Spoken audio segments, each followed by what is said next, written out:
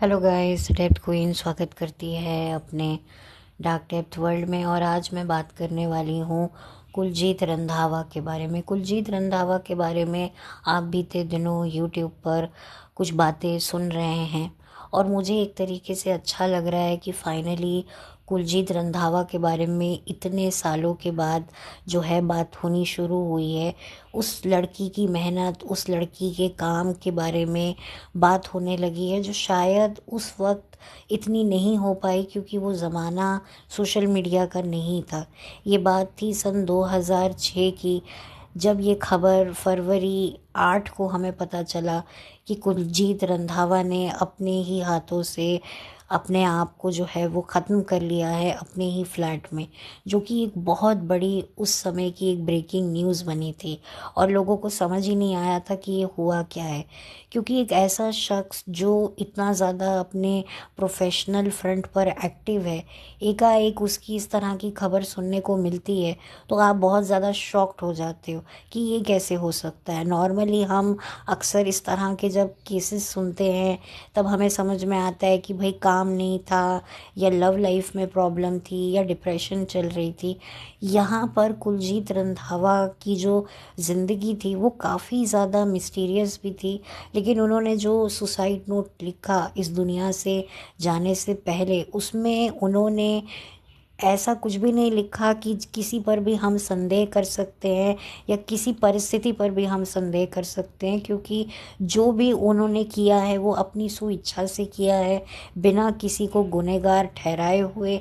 जो भी उन्होंने ये फैसला लिया अपनी ज़िंदगी का, वो उनका खुद का था और इसके लिए उन्होंने सारा ज़िम्मा लिया। और उन्होंने ये भी बताया कि हाँ, उनकी ज़िंदगी में एक शख्स था जिनसे वो भरपूर तरीके से प्यार करती थी, बट अनफॉर्चुनेटली जो है वो ये दुनिया छोड़ के जा रही हैं। अपने माता पिता से भी माफ़ी मांगी, एक तरीके से अपोलोजाइज़ किया कि वो इतनी मजबूत नहीं है कि ऐसी कठिन परिस्थितियों का वो सामना कर पाए। हालांकि कहा जाता है कि उनको बैक में पेन था, यानी कि उनकी कमर में दर्द था, जिसकी वजह से वो काफ़ी परेशान थी।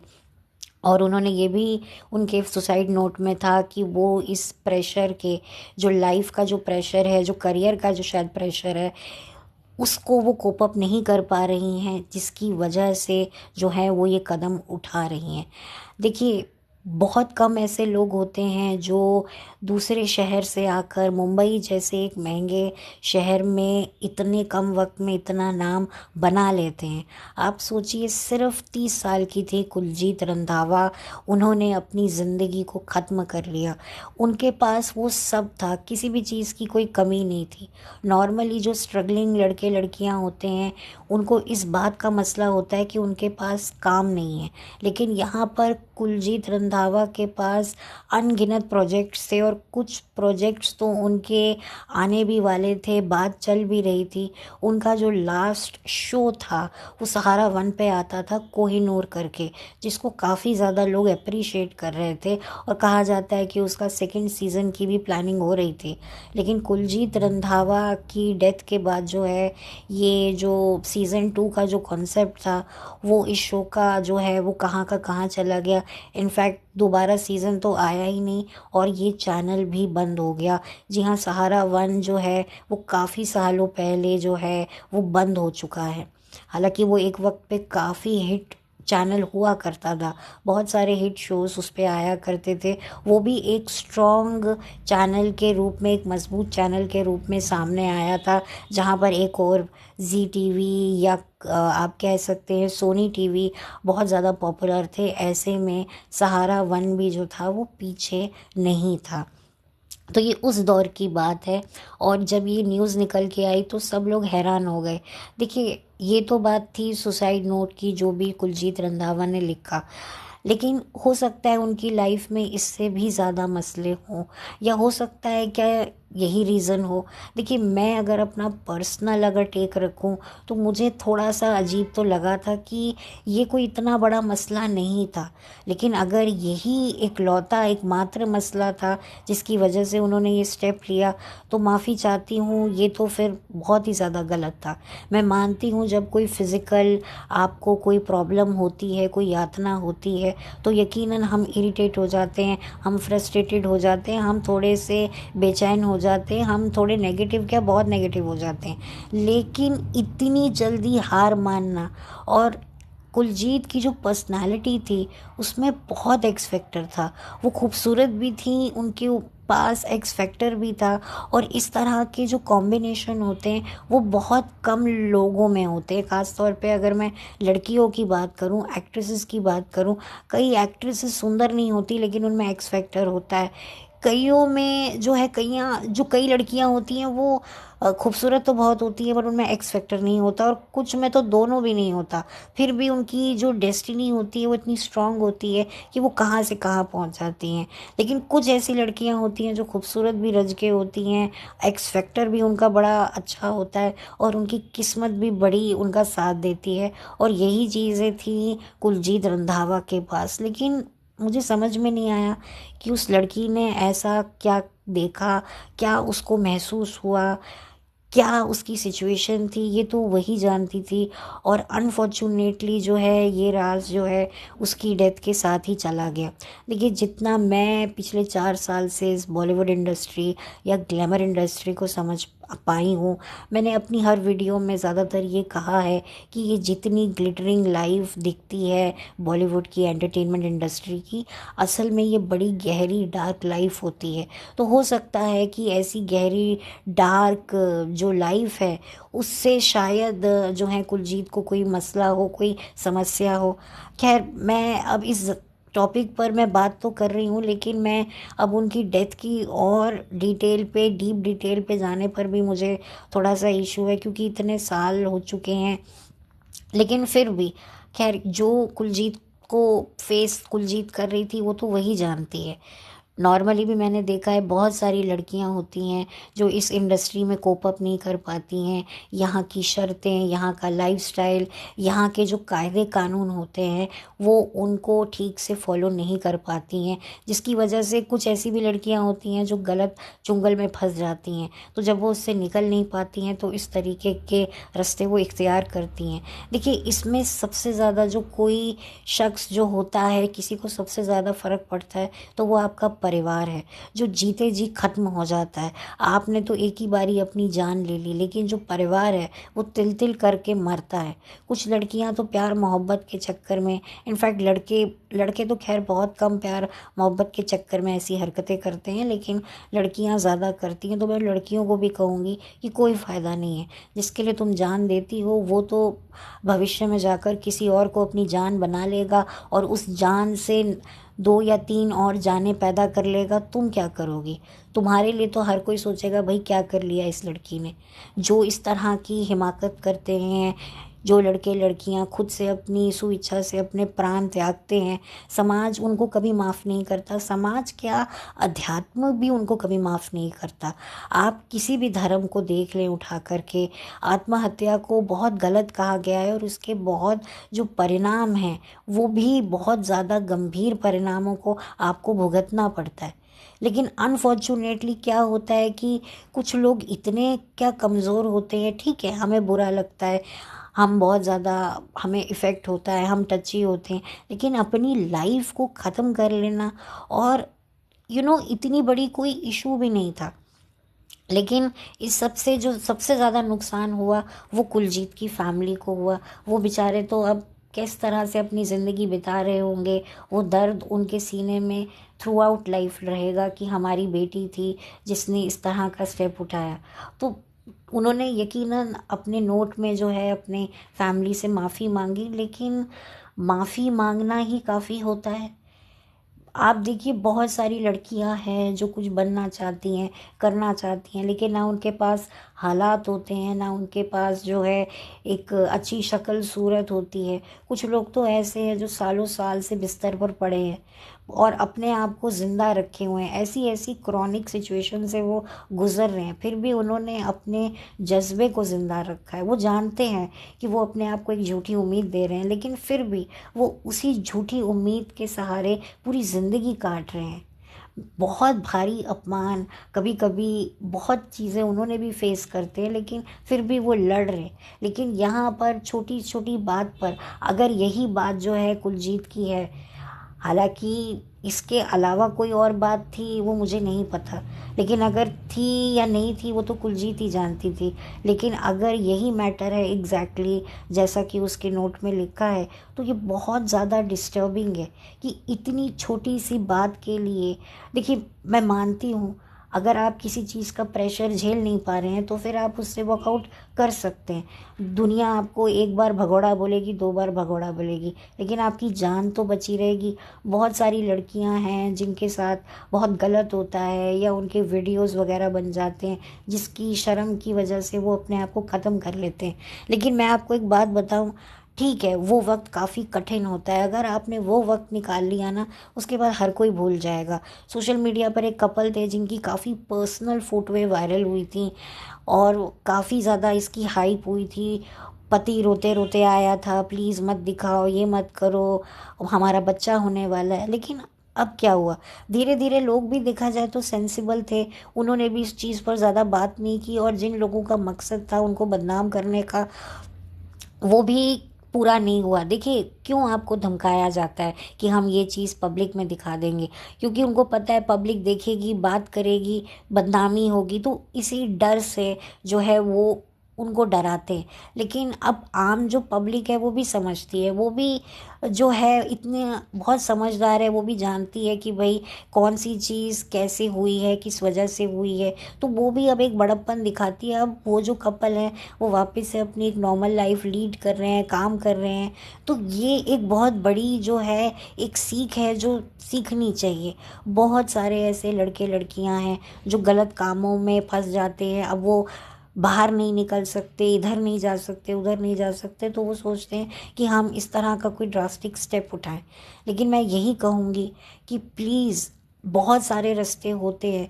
यकीनन वो जो वक्त होता है वो बहुत कठिन होता है, लेकिन अगर आपने वो वक्त को जीत लिया ना तो फिर आप बड़ी से बड़ी मुश्किलों को भी पार कर जाएंगे। एक चीज़ जो मैंने अपनी लाइफ में सीखी है कि मरने से पहले मत मरो। तो यही चीज़ अनफॉर्चुनेटली बहुत सारे लोग कर लेते हैं कि मरने से पहले ही मर जाते हैं।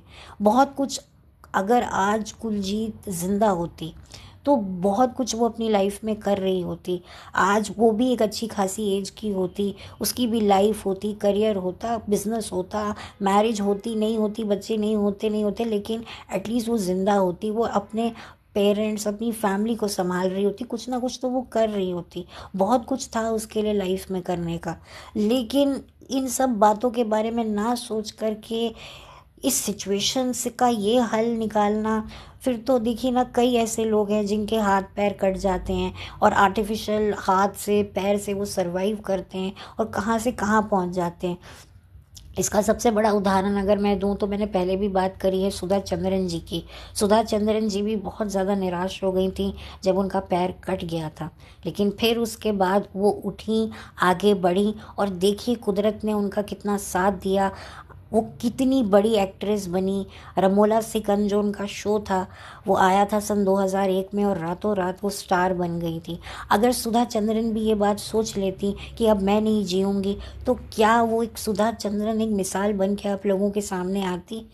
तो वही कहते हैं ना, जीना है तो ऐसे जियो, बन के मिसाल सबके लिए। तो ये जो एक करेज होता है ना, आप उस करेज से किसी भी सिचुएशन में कहाँ के कहाँ पहुँच सकते हैं। बहुत सारे लोग हैं आपके आसपास, वही लोग कहते हैं ना कि मुझे जूते खरीदने हैं, मेरे पास जो पैसे नहीं हैं, मुझे जूते चाहिए जूते चाहिए।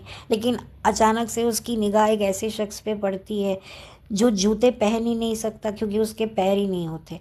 चाहे महंगा जूता हो, सस्ता जूता हो, कोई भी जूता उसके सामने ला के रख दो, उसके लिए वो सब बेकार है। तो कुछ ऐसी ही सिचुएशन होती है। कभी भी अगर आप एक बुरे हालात में हैं तो अपने से नीचे जो लोग हैं उनको देखिए। मैं इस चीज़ पर काफ़ी ज़्यादा ज़ोर इसीलिए भी दे रही हूँ क्योंकि मैंने अपनी खुद की ज़िंदगी में एक अपने करीबी को ऐसे ही खोया है, उसने भी ऐसा ड्रास्टिक स्टेप लिया है। तो प्लीज़ ऐसा मत कीजिए, और शायद जिसको दिखाने के लिए जिसके लिए किया उसको टट्टी भर भी फ़र्क नहीं पड़ा। तो ये एक होती है रियलिटी। एटलीस्ट मैं तो क्या बोलूँ, अब मैं बहुत ज़्यादा इस चीज़ को लेकर थोड़ी सी भावुक भी हूँ, थोड़ी सी दुखी भी हूँ कि क्यों लोग जो हैं हिम्मत हार जाते हैं। ठीक है, आप डिप्रेशन में, आप दुखी हैं, आप रहिए, आपका हक है। आपने कोई सपना देखा है, सपना टूटा है, आपका पूरा हक बनता है उस सपने के लिए रोने का। लेकिन ज़िंदगी भर आप रोते रहें और अपने आसपास के लोगों को दुखी करते रहें, वो भी सही नहीं है। और उससे ज़्यादा वो भी गलत है कि आप उस सपनों के ना पूरे होने का दोष खुद को देकर खुद की ही ज़िंदगी को ख़त्म कर लेंगी, तो और भी बड़ी बेवकूफ़ी है। तो ये प्लीज़ ना करें। तो खैर, कुलजीत रंधावा के बारे में बात करूं तो मुझे पर्सनली कुलजीत रंधावा बहुत अच्छी एक्ट्रेस लगती थी। मुझे उनका बॉडी लैंग्वेज, जो वो जिस तरह से एक्टिंग करती थी, उनकी आवाज़, उनकी जो पर्सनालिटी थी, वो मुझे बड़ी प्रभावित करती थी। और यही वजह है कि इतने सालों के बाद भी जो है कुलजीत की जो डेथ है वो मुझे आज भी दुखी करती है। क्योंकि जब मुझे पता चला था तो मुझे बहुत दुख हुआ था, क्योंकि ऑब्वियसली मैं उनका काम देख रही थी और मैंने उनका काम बहुत देखा है। और डेफिनेटली अगर आप किसी का काम देख रहे हो और आप उसे कहीं ना कहीं अप्रिशिएट करते हो, तो तब आपको ऐसी कोई न्यूज़ पता चलती है कि उस इंसान ने, उसके साथ कुछ गलत हुआ है या उसने अपने साथ कुछ गलत किया है, तो बहुत बुरा लगता है। तो आप सोचिए, सन 2006 था और आज सन 2024 है, इनफैक्ट सन 2025 होने वाला है। इतने सालों में भी जो है, आज भी कभी भी मैं कहीं सोशल मीडिया पे कुलजीत की कोई सीरियल की फ़ोटो देखती हूँ, उसमें कुलजीत को देखती हूँ, तो मुझे बुरा लगता है, मुझे बहुत बुरा लगता है। खैर, जो चला गया सो चला गया। मैं चाहूँगी कि जहाँ भी हो खुश हो और उसे सुकून मिले। जो भी था उसकी लाइफ में वो तो वही जानती थी। लेकिन आप देखिए ना, उसका बॉयफ्रेंड था जो उसके साथ एक शो में काम करता था, आज वो अपनी ज़िंदगी में आगे बढ़ चुका है, उसकी फैमिली बन चुकी है। ठीक है, कभी कभार उसे शायद याद आती होगी या नहीं भी आती होगी, लेकिन आप सोचिए कि इसमें नुकसान किसका हुआ। सबसे ज़्यादा नुकसान तो उसके परिवार का हुआ, जो शायद कभी भी भूल कर भी अपने बच्चे को नहीं भूल पाए होंगे। और जो उसका बॉयफ्रेंड था वो अपनी लाइफ में मूव ऑन कर गया।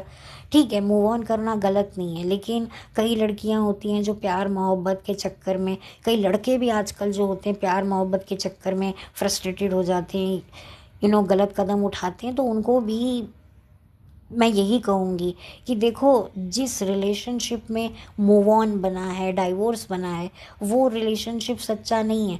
माँ बाप और बच्चों के बीच में कितने कले कलेश होते हैं, लेकिन क्या उनके बीच में डाइवोर्स या ब्रेकअप जैसा कोई, ऐसी कोई प्रोसीजर बनी हुई है? नहीं बनी हुई ना। तो इससे आप पता लगाइए कि कौन सा रिलेशनशिप सच्चा है। तो खैर, अब मैं इस वीडियो को बंद करती हूँ। मेरा मकसद कोई कुलजीत के लिए कुछ गलत नहीं था, या उसकी उसको, उसकी या फैमिली को, किसी को भी हर्ट करने का नहीं था। मैंने उसको एक तरीके से याद किया है। और जो है, उसने बहुत काम किया है। बॉलीवुड में भी उसकी कुछ फिल्में आने वाली थी मैंने सुना है, लेकिन ऑफ कोर्स वो चली गई छोड़कर, तो फिर उसके सारे प्रोजेक्ट्स पेंडिंग रह गए, कुछ शेल्फ्ड हो गए होंगे, क्योंकि काम तो उस लड़की के पास बहुत था। लेकिन वही वजह है कि इतना काम बहुत नसीब वालों को मिलता है, कि आधे से ज़्यादा तो लड़कियां होती हैं, इसी वजह से जो हैं वो परेशान रहती हैं कि भैया हमारा एक प्रोजेक्ट तो हमारा मिल गया, पूरा हो गया, अब हमारे पास दूसरा प्रोजेक्ट नहीं है, कुछ नहीं है, हम कैसे सरवाइव करेंगे। और एक तरफ कुलजीत थी जिसके कई प्रोजेक्ट्स पेंडिंग थे, और उन्होंने जाते वक्त अपने सुसाइड नोट पे लिखा भी था कि मैंने सारे बिल्स पे कर दिए हैं, कुछ भी नहीं है। तो आप सोच सकते हैं कि पैसे की भी कोई कमी नहीं थी, किसी भी तरह की कोई ऐसी आर्थिक तंगी भी नहीं थी। तो एक सर्वगुण संपन्न महिला थी। लेकिन पता नहीं क्या उनकी ज़िंदगी में ऐसा घटा, क्या उनको इतनी तकलीफ़ थी, वो तो वही जानती हैं। हम लोग तो बोल कर जो हैं, हमारा काम है बस बोलना, ऐसा लोगों को लग सकता है। लेकिन सच में मुझे आज भी जब कुलजीत का ध्यान आता है तो बड़ा बुरा लगता है, जेन्युइनली बुरा लगता है। इसीलिए मैंने सोचा कि मैं, ये एक सही मौका है कि मैं इस टॉपिक पे बात करूं, क्योंकि मुझे जेन्युइनली उस वक्त बहुत बुरा लगा था। उस वक्त मैं इतना ग्रीफ वगैरह एक्सप्रेस नहीं कर पाई थी, लेकिन आज मुझे लगता है कि मेरे पास एक प्लेटफॉर्म है तो मुझे बात करनी चाहिए। और मुझे बहुत बुरा लगा था और कहीं ना कहीं एक तरीके से मेरी ये श्रद्धांजलि है। हालांकि इतने साल हो गए हैं मैं जानती हूँ, बट स्टिल मुझे इस चीज़ का बहुत अफसोस तब भी था, अब भी है और आगे भी रहेगा। और बस ज़्यादा मैं कुछ नहीं और बोलूँगी। और मैं यहाँ पर उनके बॉयफ्रेंड के बारे में या उनकी फैमिली के बारे में कोई भी और बात मैं नहीं करूँगी। ठीक है, जहाँ भी हैं वो सारे खुश रहें और उनको जो है अपनी ज़िंदगी में जो है उनकी जो लाइफ है वो पीसफुल रहे। और बॉयफ्रेंड तो ऑफ कोर्स वो अपनी लाइफ में मूव ऑन कर गया है, अपनी एक फैमिली भी बना गया है, तो I wish him good luck. ठीक है, उन्होंने मूव ऑन किया, मूव ऑन करने का हक सबको होता है। बस मैं एक प्रैक्टिकल नोट पर बात करती हूँ कि जितना इंसान ज़िंदगी में देखो, कुछ परसेंट इमोशनल और कुछ परसेंट अगर प्रैक्टिकल, ये दोनों चीज़ें अगर आप लेकर चलते हैं तो ही आप बहुत अच्छा लाइफ में सरवाइव कर सकते हैं। टू प्रैक्टिकल भी सही नहीं है और टू इमोशनल भी सही नहीं है। हर चीज़ का एक परफेक्ट तरीके से बैलेंस होना चाहिए। जैसे खाने में जो है परफेक्ट बैलेंस के मसाले डलते हैं जिससे खाना जो है वो बैलेंस में रहे, और हर चीज़ जो दूसरे जो मसाले हैं, जो दूसरी जो खाने में जो इंग्रेडिएंट्स हैं वो ओवर पावर ना कर जाएं, तो ये बैलेंस रखना बहुत ज़रूरी है। वैसे ही जैसे खाने में इंसान मसालों का बैलेंस करता है, वैसे ही लाइफ में अपने जो आपके जो इमोशंस हैं उसका भी बैलेंस होना बहुत ज़रूरी है। आप ज़रूरत से ज़्यादा ज़िंदगी में जो है अपने एक पर्टिकुलर इमोशन को लेकर नहीं चल सकते हैं। चाहे वो इमोशनल हो, चाहे वो प्रैक्टिकल हो, चाहे वो गुस्से वाला हो, इवन हंसने वाला भी क्यों ना हो। क्योंकि जहाँ पर अगर हमारा टू हंसने वाला भी होता है तो वहाँ पर भी सिचुएशन ख़राब हो जाती है कि भैया तुम तो जब देखो तो हंसते ही रहते हो। जैसे कई बार आपको लगता है कि भैया ये इतना हंस क्यों रहा है, हंसने की तो कोई वजह ही नहीं थी। सेम, जहाँ पर आपको इमोशन यूज़ करने हैं वहाँ पर इमोशन ना यूज़ करके अगर आप प्रैक्टिकलिटी यूज़ करोगे तो भी लोगों को पसंद नहीं आता। तो हर चीज़ का बैलेंस करना बहुत ज़रूरी है। तो खैर, अब ये वीडियो को मैं अगर और ज़्यादा बढ़ाऊँगी तो ये थोड़ा आउट ऑफ ट्रैक हो जाएगा, जो मैं नहीं करना चाहती हूँ। तो इसलिए अब मैं इस वीडियो को बंद करती हूँ। थैंक यू सो मच और चलती हूँ। Have a blessed day.